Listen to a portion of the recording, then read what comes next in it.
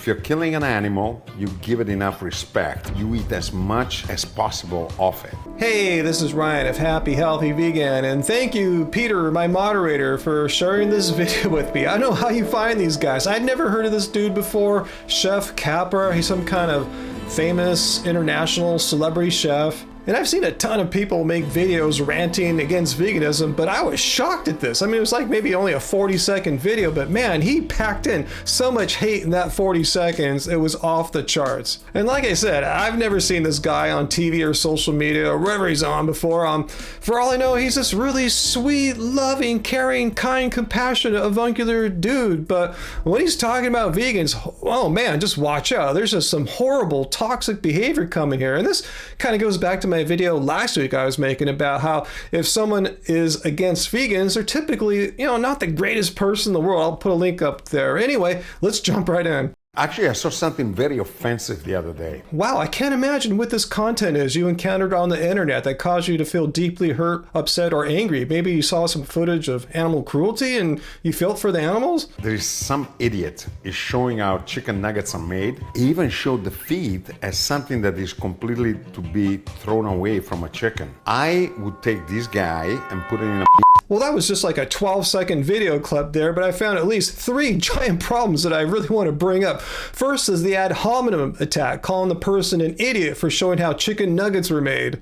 And by the way, an ad hominem attack is attacking a person's character or personal traits rather than dealing with the argument or evidence presented. So by labeling someone an idiot for posting content to social media that he found offensive, he's completely avoiding engaging with the argument presented here, instead attacking the person's character rather than dealing with the horrid fact about how chicken McNuggets were made. Yeah, the person sharing true, transparent information about how animal agriculture works, that's the bad person. Yeah, it makes total sense, huh? Because he's an idiot. And if that weren't toxic and bad enough, did you catch that bit there where it seemed like he's threatening violence towards this person? I would take this guy and put it in a I mean, you would do what to the person sharing the video about the chicken McNuggets? You're smart, Chef Capra, to bleep that out, because what you threatened there was probably illegal. It's definitely unethical. And speaking of ethics, threatening violence, even in jest, as that may have been, completely erodes any moral credibility he may have had and completely sets a horrible, dangerous precedent for how discourse happens. Yeah, I don't like what the guy's saying. I'm gonna throw him in a...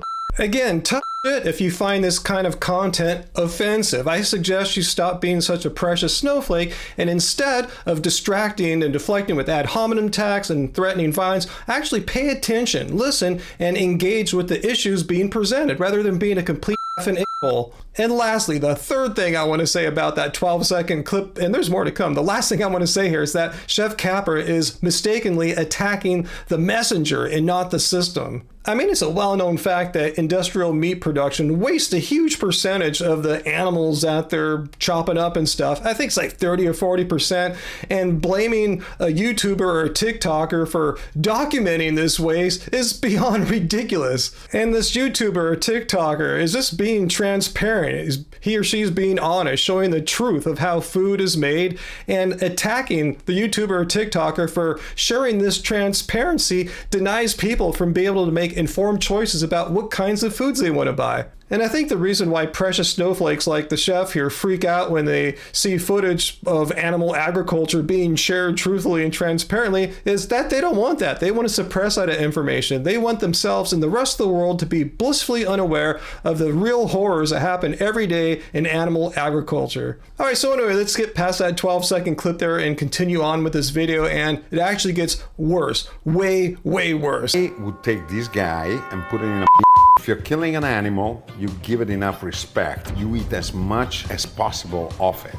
All right, let's read that argument verbatim here. Chef Capra argues, you're killing an animal, you give it enough respect, you eat as much as possible of it. So he's equating respecting an animal with maximum post-slaughter utilization, like not wasting its feet. I mean, he's obviously not thought this through. This is not an argument you want to put out there, but he's saying it's how you treat an animal after you slaughter it. That's what determines if you're giving it respect. I mean, there's so many problems with that. First of all, it completely ignores how an animal is treated before it's slaughtered. And that's super convenient for precious snowflake chef here, because all he cares about is respecting an animal after it's slaughtered. So yeah, while the animal is still alive, who gives a crap about how it's treated? Because respect is given only after you slaughter it. I mean, I don't even know where to start. That's so effed up. First of all, this definition of respect, I've never seen it anywhere in any of the ethical, moral philosophy. It's just something that he seems to have made up. He never gives any justification for it. For instance, in moral philosophy, respect is often seen as being like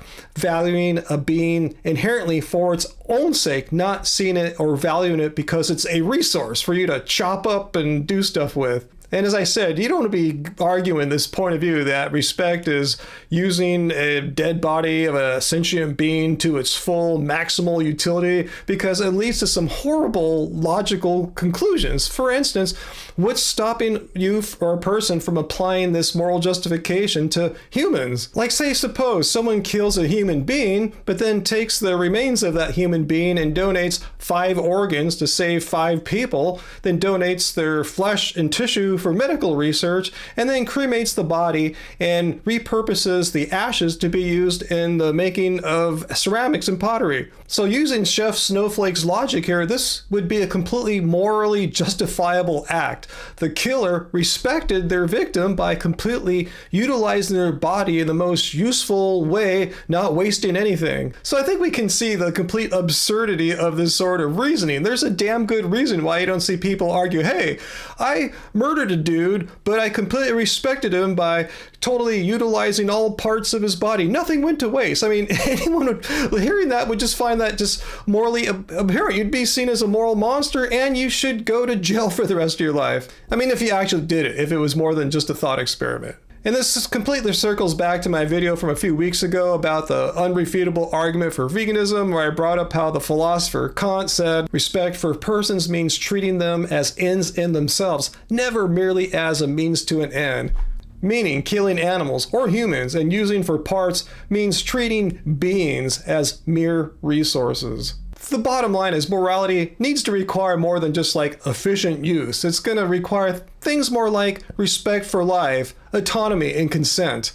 The same thing as these guys with the fucking vegan leather. They can go and stick it. I mean, how much of a precious snowflake is this guy? He's completely losing his crap here. He's all offended once again because he sees that some people choose to wear vegan leather rather than dead animal bits on them. They can go and stick it. So telling people who are pro-vegan leather to, quote, stick it, you're completely being disrespectful and dismissive. And once again, I'm seeing a pattern here, completely bypassing any kind of engagement with vegans or people telling you, trying to explain why they choose to wear vegan leather. There could be ethical reasons, environmental reasons, but you don't care. You're just telling them to go stick it. You probably want to punch them and beat them up too because you're a precious snowflake and you're reacting violently because you're scared. I mean, this guy is the textbook definition of a bad faith interlocutor. He has absolutely zero willingness to engage civilly with people who hold different beliefs and values from his own. We are using the animal as food. The leather is a byproduct instead of wearing plastic constantly.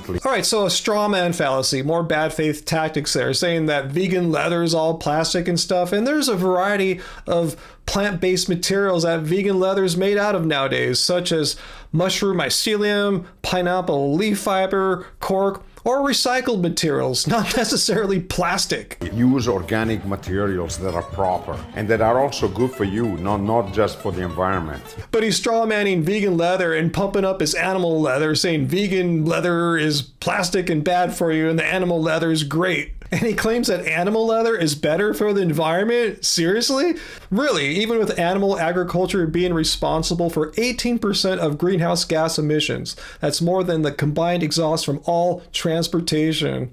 And all that methane from cow belching, it's 25 to 100 times more destructive than carbon dioxide on a 20-year time frame. And they're cutting down the rainforest so people can eat meat. Animal agriculture is responsible for up to 91% of Amazon destruction. But no, let's just ignore all those inconvenient facts there about how our obsession with meat is destroying our planet because vegan leather is made of plastic. And those no-do-gooder vegan activists are idiots, and they can stick it too.